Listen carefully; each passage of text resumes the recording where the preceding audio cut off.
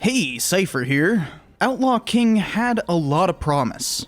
As I was watching it, I was really happy, but then the climax went completely off the rails. What's up with these Scottish history movies ending poorly? I don't know if that ultimately makes this a bad movie, but it certainly sours my opinion of it.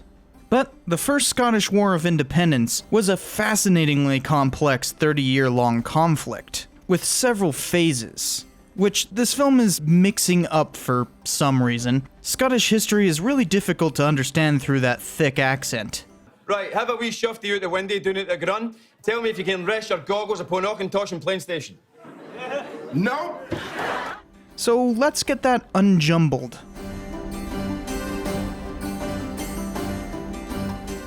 Alexander III, King of Scots, died in 1286. His remaining heir, Margaret the Maid of Norway, died soon thereafter, leaving no clear line of succession. 3 families claimed the throne, and Scotland almost fell into civil war. They brought in the English king, Edward I, to arbitrate who'd be the next king of Scots. He selected John Balliol. Edward was tall and intimidating, having defeated the Second Barons' War and fought in the Ninth Crusade, so he had earned the moniker Longshanks. Given that foreboding name, he domineered over the next King of Scots, as though Scotland was merely a vassal state. John raised taxes from Scottish noblemen to pay Edward homage. Well, this was too much for the nobles, and in 1295 they appointed a council to basically run the feudal system outside of John's control. Negotiating with France, the council managed to create an alliance in preparation for the inevitable invasion from England.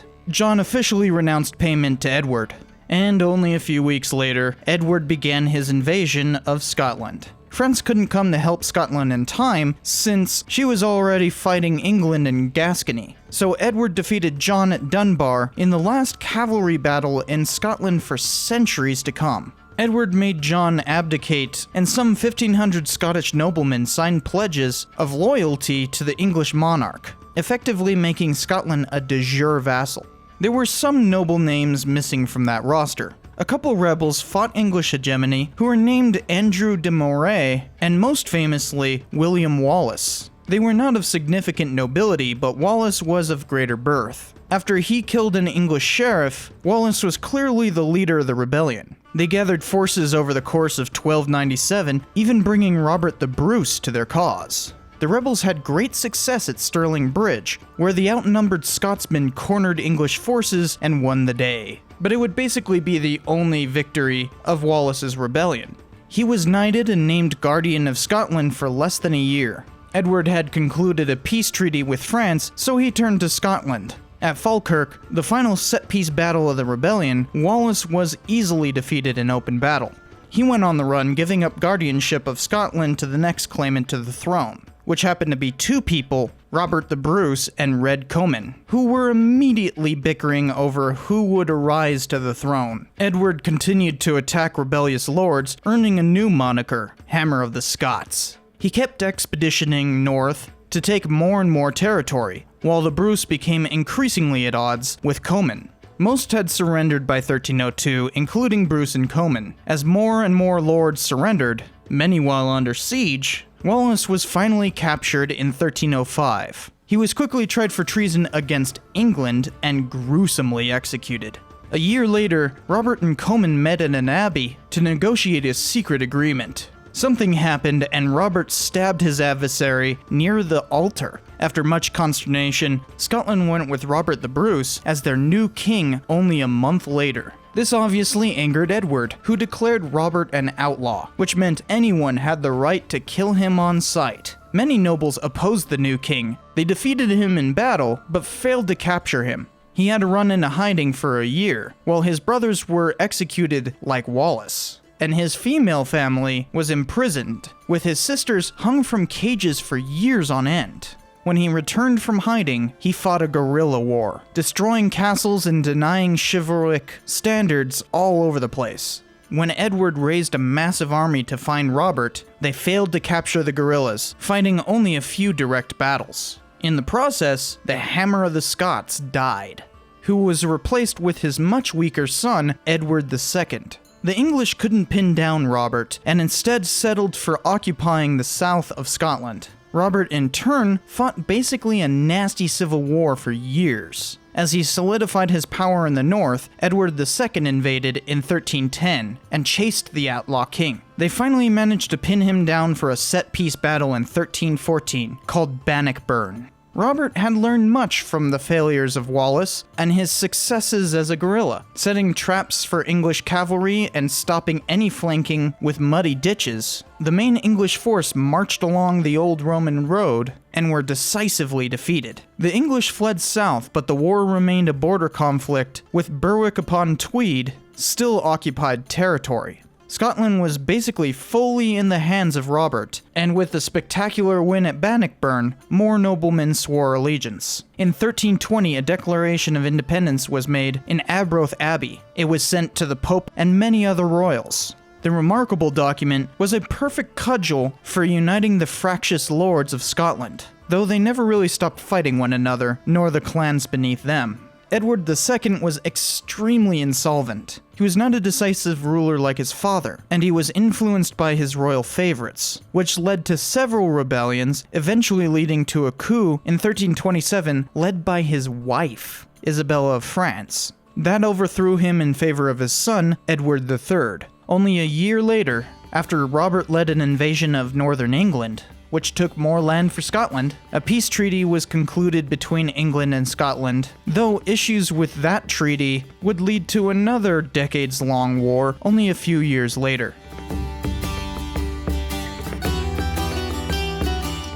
Okay, 30 years of history there. Can you guess there's some disputes over it? Kinda obvious, really, but there's a really weird boundary here. I complained in my video on Mary Queen of Scots about it being strange to research, but here we're dealing with straight-up medieval history, which is totally different from what I do. See, the history profession is divided by medievalists and modernists. I'm obviously a modernist. Medieval history just doesn't have the kind of documentation modernists deal with. So most of the arguments are about who or what to believe, and boy do we have that in spades here. I honestly had a really difficult time finding people talking about historiography, but maybe I'm looking at too much pop history? In either case, it seemed kinda cagey about sourcing. Further contributing to the confusion is the fact that English and Scottish sources contradict each other in a number of ways, from how many people were at a given battle to why something even happened. Like, the whole thing about Robert the Bruce murdering Red Comyn is debated to this day. We don't know why, nor really what brought them to the Abbey in the first place, or even how it went down. We just know that Red Comyn was murdered by Robert the Bruce, and about a possible secret treaty.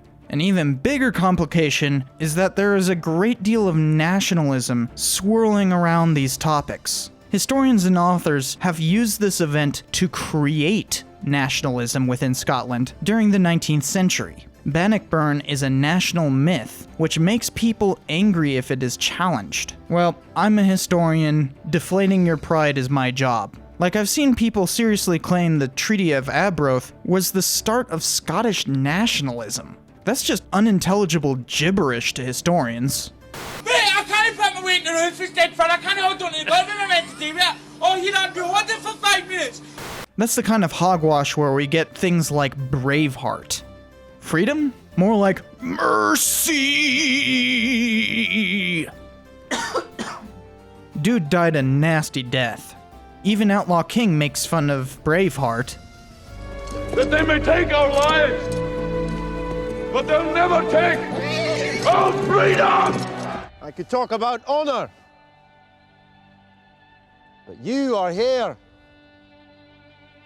You know enough about honor.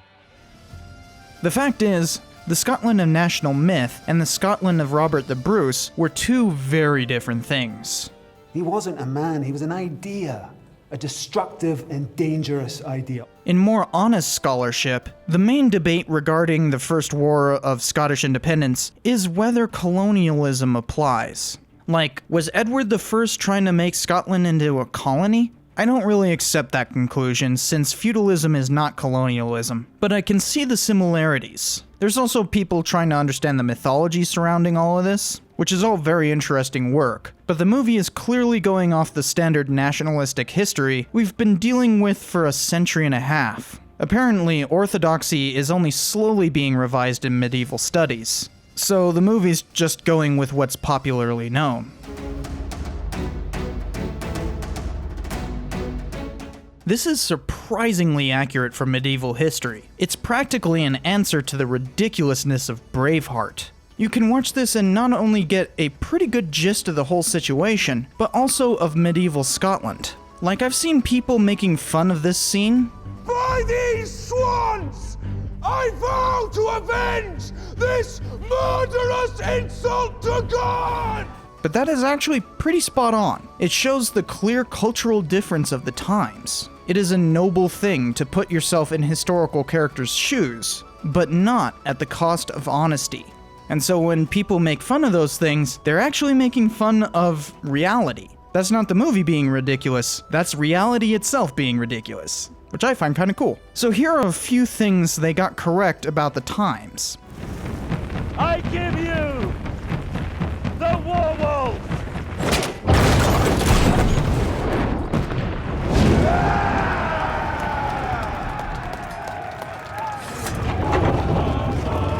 Now you can accept the surrender. Yes, sir.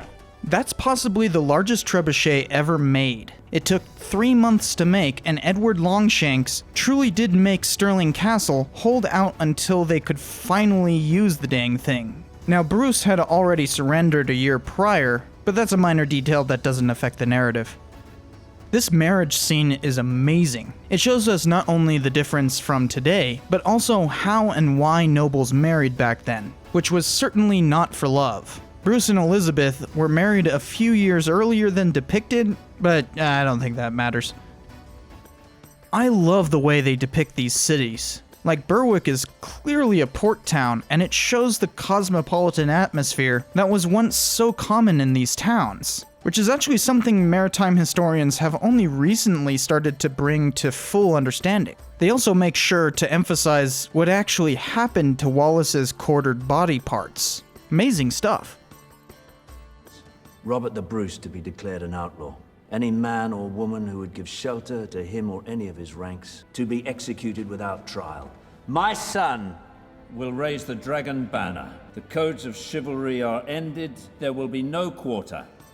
While the movie overemphasizes the black imagery here, this raising of the dragon is a really cool call-out to the real deal. It basically means no mercy will be given. France had the same kind of flag, and we see versions of this kind of thing all over the place, even in Texas at the Alamo. So this is kind of a unifying thing, but this also has this very medieval flavor to it. That's all some really cool stuff. Then there's the way Robert the Bruce comes to fight. They really emphasize the guerrilla warfare Robert used.